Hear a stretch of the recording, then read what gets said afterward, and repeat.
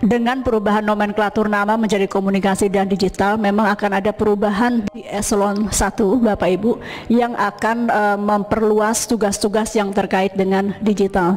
Jadi dengan demikian memang nanti akan ada, kita harapkan, misalnya tadi Ibu Tri, direktorat khusus yang mengawasi untuk ruang digital akan lebih fokus. Kalau sebelumnya satu giat tugas terkait seluruh dunia digital itu ada di tangan Pak Hoki, mungkin nanti ke depan kita akan berbagi tugas karena luasnya atau besarnya PR-PR yang terkait dengan dunia digital tersebut. Kemudian juga ekosistem, tadi Ibu Syarifah, Ibu Syarifah menyampaikan terkait juga bagaimana menjaga ekosistem yang baik. Nanti juga ini karena belum dikedok Pak, ini baru usulan kami kepada Kemenpan RB dan perlu persetujuan nanti di level Sesnek, kemudian keluar Perpres. Cuman yang ada di gambaran kami juga nanti tentu ekosistem perlu punya juga direktorat khusus yang mengatur ekosistem, yang tadi juga semuanya bertumpu pada satu dirjen, yaitu Dirjen Aptika. Kemudian juga teknologi ke depan, Pak Budi yang terhormat, kita juga berharap ada direktorat khusus untuk mengkaji teknologi-teknologi ke depan. Jadi itu juga sebelumnya ditangani dalam satu kedirjenan. Jadi ini nanti mungkin akan ada beberapa perluasan di situ, dan kami bersyukur kami didukung oleh Bapak Ibu di belakang semuanya, dan di depan pasti ada kekurang nyamanan. Ini di luar judul nih. Di luar judul, di awal kami juga sudah berdiskusi banyak tentang perubahan struktur yang cukup besar, dan pasti mungkin ada kekurang nyamanan di mana Bapak Ibu harus berpindah, harus melakukan hal-hal yang baru.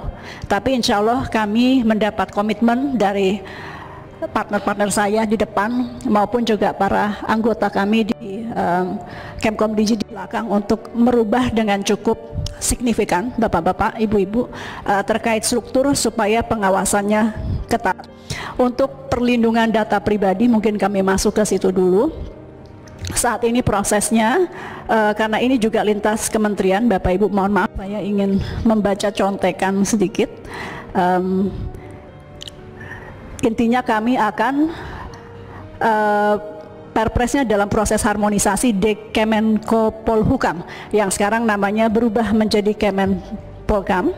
Rapat terakhir 8 Oktober 2024 telah disepakati beberapa hal, diantaranya proses penyelesaian Perpres kelembagaan PDP akan terus dilakukan dalam waktu yang sesegera mungkin. Bentuk badan PDP mengarah kepada pertanggungjawaban kepada Presiden melalui Menteri yang mengkoordinasikan kecuali ditentukan lain oleh Presiden. Untuk poin ini tadi Bapak-bapak yang kami waktu itu buat PDP-nya sama-sama di sini, Pak Juniko. Jadi kami juga semangatnya kalau tidak harus di Kemkom Digi, kami akan senang sekali karena kami juga bebannya sudah cukup besar dengan tanggung jawab yang cukup luas. Jadi kalau badan itu melapor kepada Presiden tidak di bawah Kemkom Digi, kami juga akan sangat mendukung keputusan apapun itu yang kemudian akan diambil oleh negara bersama-sama ditugaskan kepada Kemenko Polkam. Jadi tidak di kami. Namun demikian, karena ada keterlambatan untuk pembuatan, karena persis Oktober ada pergantian pemerintahan, maka kemungkinan inkubasinya ada di Kemkom Digi.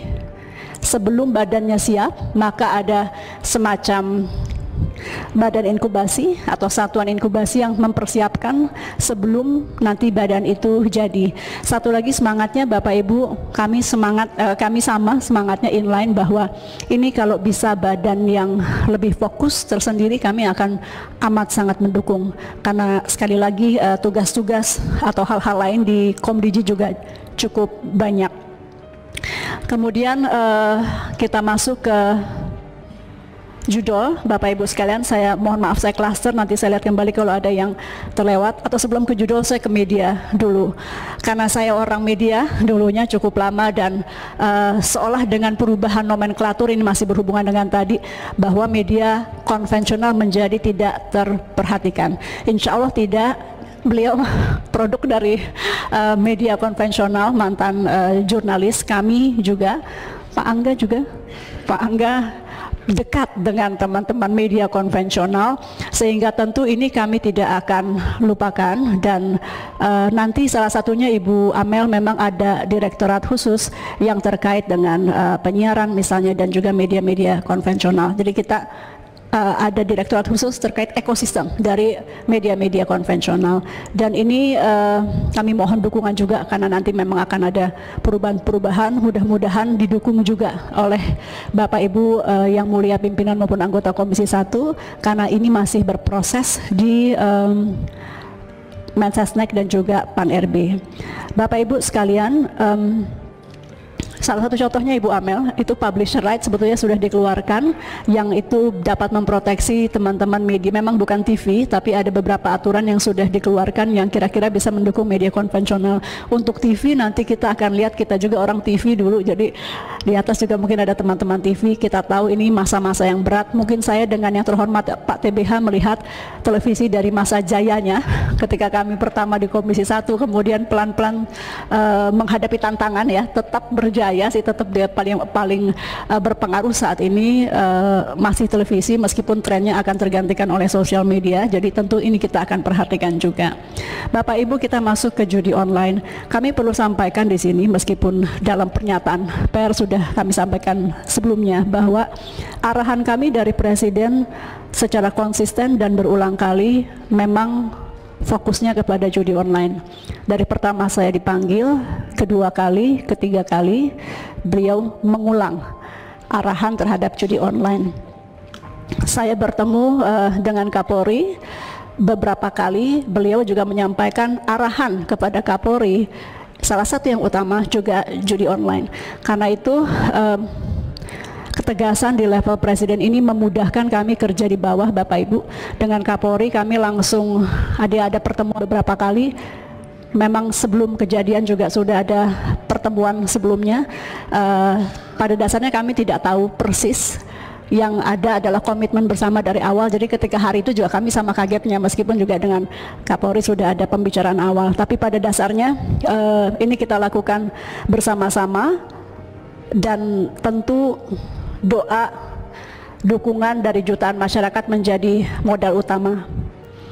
Waktu Presiden menyampaikan arahan pertama kali, ya deg-degan sih ada sih Bapak Ibu. Waktu itu kan belum dapat dukungan sebegitu besar, jadi waktu disampaikan arahan pertama saya juga tidak tahu apakah ini akan didukung secara luas atau tidak. Tapi alhamdulillah didukung. Jadi setelah kejadian pun kami sudah menghadap Presiden, beliau terus mendukung, dan hari ini digenapkan oleh dukungan para wakil rakyat di Komisi 1. Saya rasa ini menjadi kekuatan kita bersama. Bapak Ibu, untuk dipahami, Kemkomdigi adalah pintu masuk. Dan kalau ini untuk kebaikan bangsa dan negara, kami rela jadi pintu masuk. Namun demikian, sebagaimana Bapak Ibu sampaikan tadi, ini tidak berhenti di Kemkomdigi.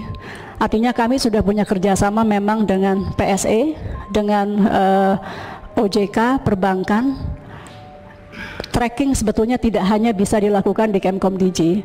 Ini tanpa niat untuk menunjuk pihak lain, tapi artinya kalau kami sudah mulai dari kami ingin ini selesai, maka kita ingin juga ekosistem yang lain juga mendukung.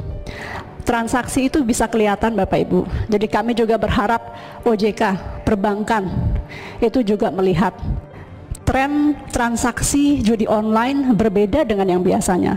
Ini bukan ekspertis kami, tapi kami yakin perbankan dan OJK serta PPATK bisa memantau. Kemudian PSE.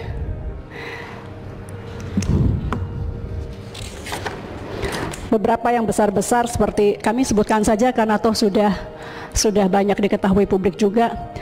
Meta, Google, YouTube, Twitter, Telegram, TikTok, App Store, Line, Snack Video, dan lain-lain, semua sama-sama perlu kerjasamanya. Kita nggak bisa hanya men-take down tanpa didukung juga oleh pintu-pintu masuk ini. Kami sudah punya kerjasama, mungkin dalam waktu dekat kami akan panggil kembali teman-teman dari PSE itu yang pada dasarnya kita hormati, kita dukung karena banyak sekali juga memberikan mencerdaskan masyarakat melalui informasi-informasinya. Namun demikian kita akan minta komitmennya juga untuk juga menjaga ruang-ruang digital agar bersih dari konten negatif termasuk judi online. Bapak Ibu, betul sekali tadi ada yang menyebut pinjaman online. Ini biasanya satu siklus memang. Ketika bermain judi, uang habis, pinjol. Kemudian begitu seterusnya.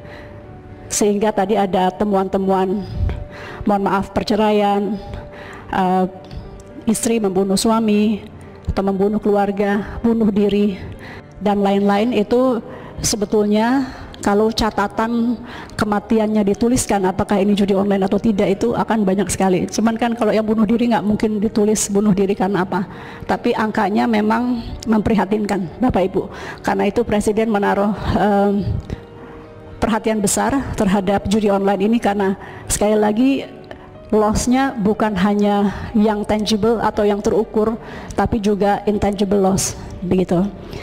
Kemudian saya sepakat tadi Bapak Ibu yang menyampaikan literasi kemudian menjadi penting.